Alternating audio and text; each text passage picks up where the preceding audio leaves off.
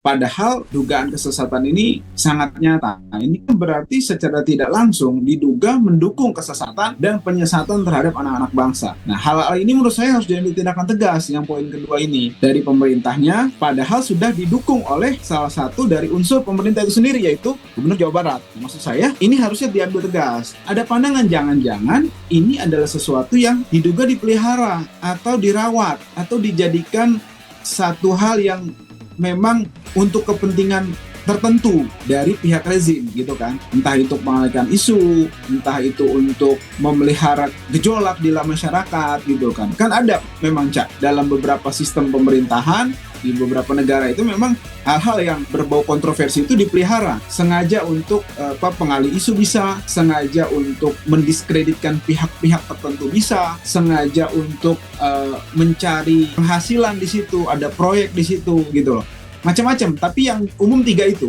kita bertanggung jawabnya itu, sementara para pengurus negeri ini lebih besar tanggung jawabnya terkait hal-hal yang saya sebutkan tadi, karena mereka langsung bisa sebenarnya segenggam kekuatan bisa mengalahkan segunung kebenaran, padahal kekuatan sudah dipegang mereka tidak mau membawa kebenaran itu nyata di hadapan masyarakat. Itu luar biasa tanggung jawabnya di hadapan Allah Subhanahu wa taala.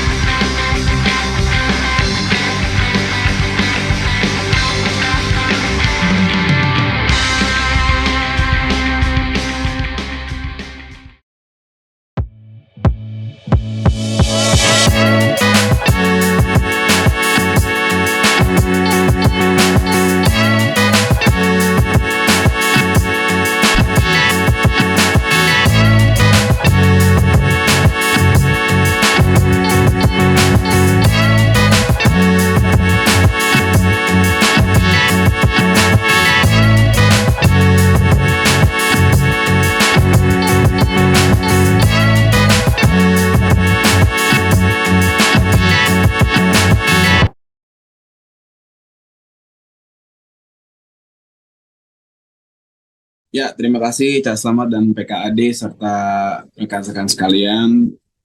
Sebelumnya menjawab pertanyaan Cak Selamat ini, maka dapat saya sampaikan yang pertama, antara lain yang menyebabkan hal ini terjadi yang ditanyakan Cak Selamat tadi, itu adalah karena ketidaktegasan atau kurang tegasnya dari MUI.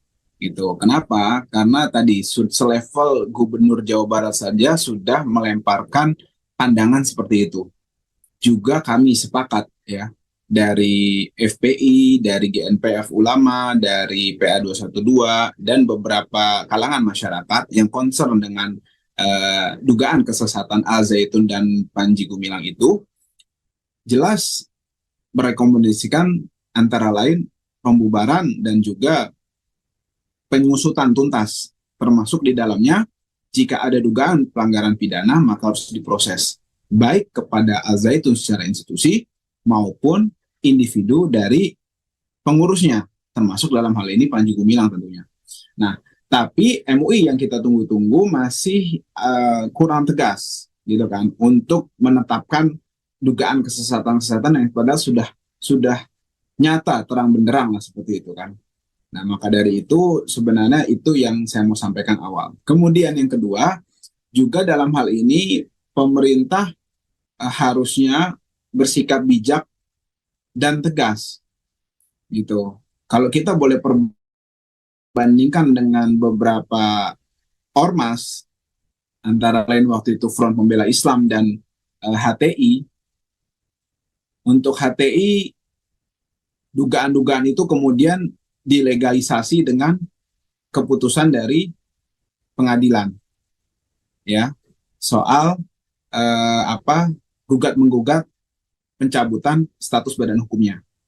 Kemudian untuk FPI lebih kacau lagi karena indikasi-indikasi, dugaan-dugaan yang belum terbukti secara hukum bahwa organisasi Front Pembela Islam tersebut nyata terlibat dalam dugaan tindak pidana yang dibuktikan oleh putusan pengadilan itu belum ada, tapi sudah diindikasikan, kemudian diikuti dengan pembubaran. Gitu. Ketegasan-ketegasan yang diskriminatif inilah menurut saya yang menjadi pertanyaan besar di masyarakat.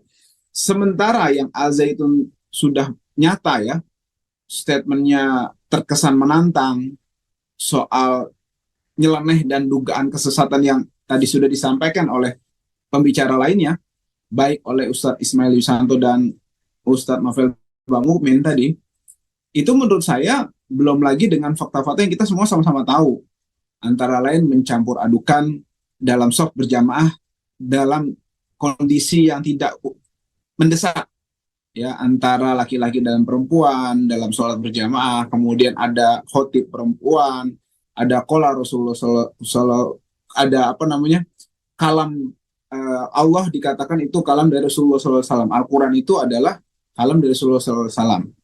Nah, menurut saya itu hanya beberapa dari banyak yang kita sudah muat dalam pernyataan sikap FPI beberapa hari yang lalu, yang sudah kita sampaikan juga kepada Kementerian Agama dan Kemenko Polhukam beserta tuntutan-tuntutannya. Menurut saya ini sudah cukup untuk tidak dijadikan polemik ya, untuk diambil tindakan tegas, belum lagi dugaan-dugaan yang memang nyata di beberapa media, beberapa mantan santrinya, beberapa mantan pengurusnya, ya, diduga mengatakan, menjelaskan bagaimana paham-paham menyimpang soal halalnya untuk diambil hartanya orang yang selain dari mereka, gitu loh. Nah, itu menurut saya harus ditelusuri lebih lanjut dan juga diambil tindakan tegas, gitu kan. Belum lagi yang kita sangat pertanyakan bagaimana pemerintah masih menguncurkan puluhan miliar kepada mereka, kepada pihak Al-Zaitun, informasinya seperti itu. Nah, padahal dugaan kesesatan ini sangat nyata. Ini kan berarti secara tidak langsung diduga mendukung kesesatan dan penyesatan terhadap anak-anak bangsa. Nah, hal-hal ini menurut saya harus diambil tindakan tegas. Yang poin kedua ini dari pemerintahnya, padahal sudah didukung oleh salah satu dari unsur pemerintah itu sendiri, yaitu Gubernur Jawa Barat. Nah, maksud saya ini harusnya diambil tegas, gitu kan, supaya tidak ada persepsi. Nah, yang ketiga, persepsi atau pandangan dari masyarakat berdasarkan fakta tadi, ada pandangan jangan-jangan ini adalah sesuatu yang diduga dipelihara atau dirawat atau dijadikan satu hal yang memang untuk kepentingan tertentu dari pihak rezim, gitu kan. Entah itu mengalihkan isu, entah itu untuk memelihara gejolak di dalam masyarakat, gitu kan. Kan ada memang, Cak, dalam beberapa sistem pemerintahan di beberapa negara itu memang hal-hal yang berbau kontroversi itu dipelihara sengaja untuk pengalih isu, bisa sengaja untuk mendiskreditkan pihak-pihak tertentu, bisa sengaja untuk mencari penghasilan di situ, ada proyek di situ, gitu loh, macam-macam. Tapi yang umum tiga itu, saya ulang, yang umum adalah antara lain mereka menjadikan ini untuk pengalihan isu, menjadikan ini untuk dasar untuk mendiskreditkan pihak tertentu, ya. Yang ketiga sebagai dasar untuk mencari penghasilan, cari cuan, gitu kan.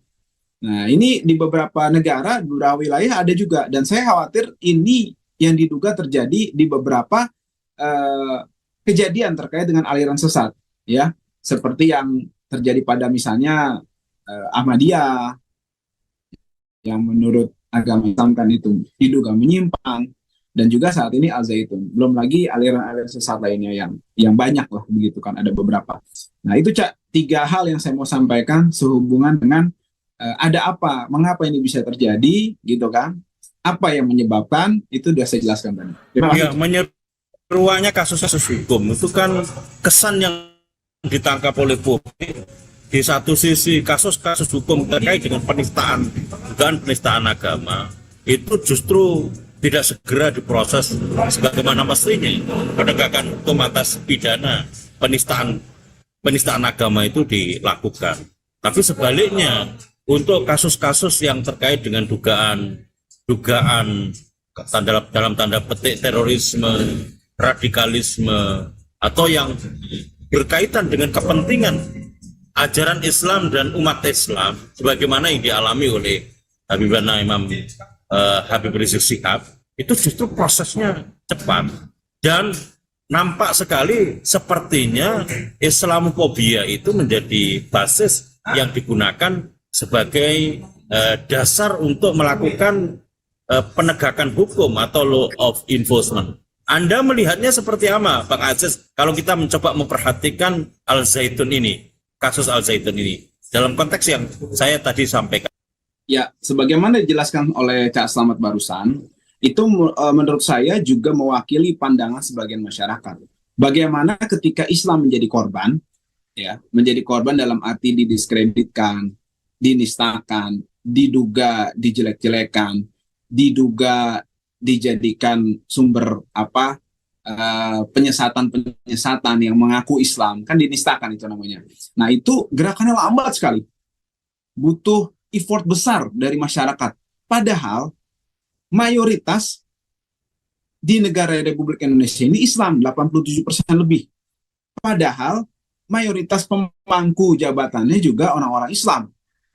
Padahal agama resminya salah satunya yang terbesar adalah agama Islam. Padahal mayoritas umat Islam yang paling besar persentasenya, ya, sebanding dengan jumlah penduduknya di dunia, itu paling besar umat Islam di Indonesia. Tapi ironisnya terkait dengan ajaran Islam yang dinistakan, dihinakan, diperlakukan tidak baik, dilecehkan, itu penegakan hukumnya lama sekali, berbelit-belit dengan alasan toleransi, dengan alasan kebebasan berpendapat, dengan alasan macam-macam lah gitu kan. Nah, tapi kalau Islamnya itu menjadi salah satu subjek, tadi kan sebagai objek. Tapi kalau dalam suatu tindak pidana umat Islamnya ini sebagai subjek, misalnya ulamanya, ajarannya, ormasnya, kemudian umat Islamnya, ya, itu cepat sekali. Tadi Cak Slamet memberi contoh Habibana, kemudian juga ada beberapa tokoh-tokoh Islam, beberapa pandangan-pandangan ajaran Islam yang semua sepakat itu bukan aliran sesat, itu benar, itu pandangan yang betul, gitu kan. Tidak ada jihad kemudian khilafah itu sesat, tidak ada. Seluruh ulama, bahkan majelis ulama juga menegaskan, ya, itu adalah bagian dari ajaran Islam dan tidak boleh dikriminalisasi kemudian di stigmakan negatif, karena itu adalah bagian dari ajaran Islam.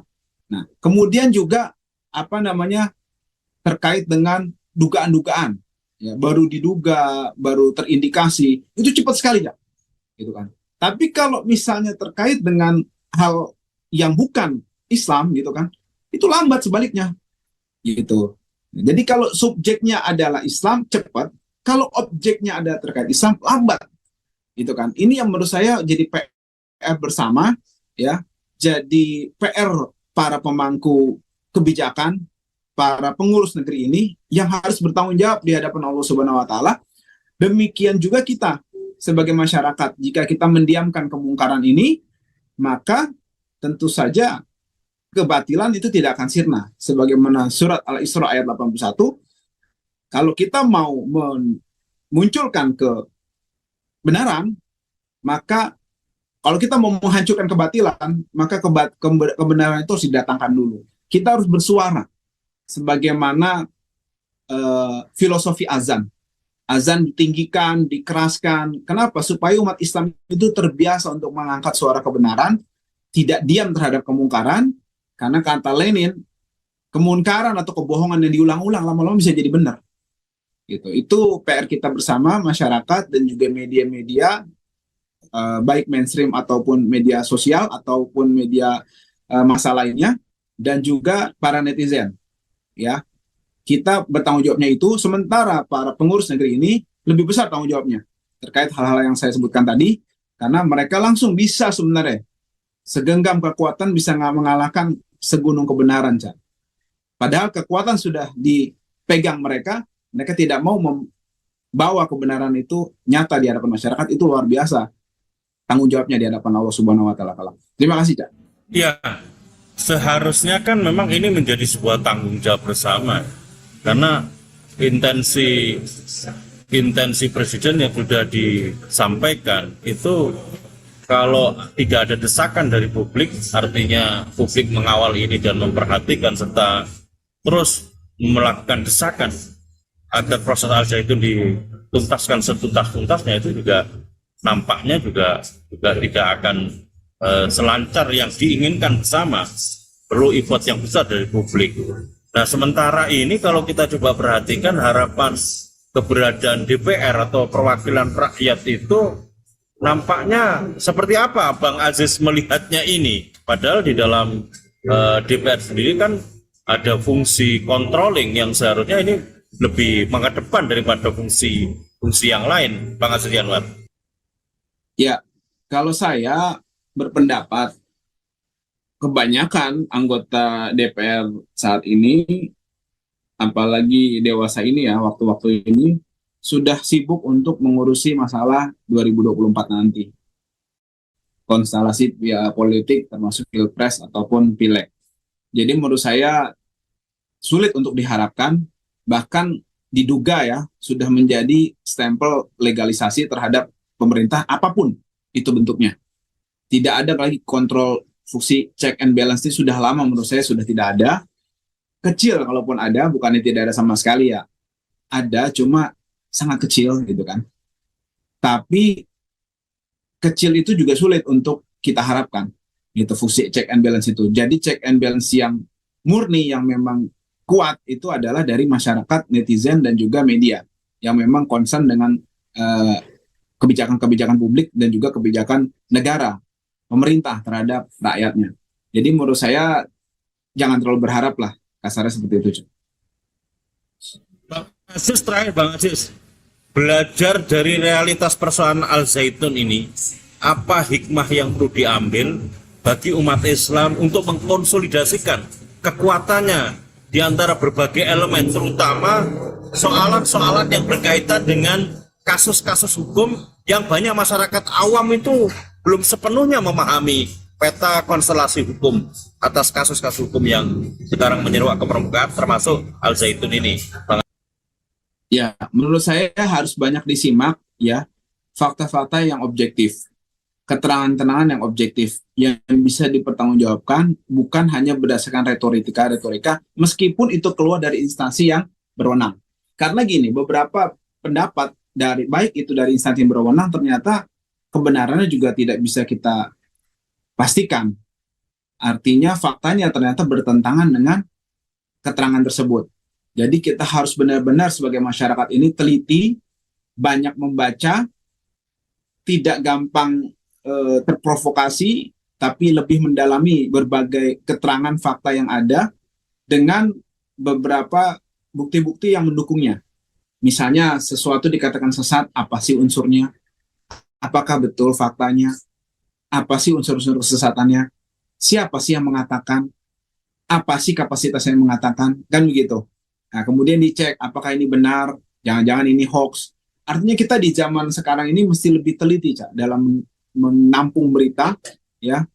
Apakah itu tentang kesesatan atau hal-hal terkait apapun, terkait keumatan dan masyarakat serta kehidupan berbangsa bernegara, menurut saya harus lebih cek and recheck lagi, kemudian dipastikan kebenarannya tadi, lalu dipastikan kerangka berpikir kita dalam memahami hal tersebut, kemudian kita putuskan, oh ya ini benar, oh ini salah, gitu kan. Kemudian langkahnya ya kita dukung yang benar, kita kritisi yang salah, gitu kan. Dan juga kita harus saling mengingatkan, baik itu sesama keluarga, masyarakat, dan juga kepada penguasa tentunya harus diingatkan. Karena kita ini memang dalam kebenaran dan dalam kesabaran.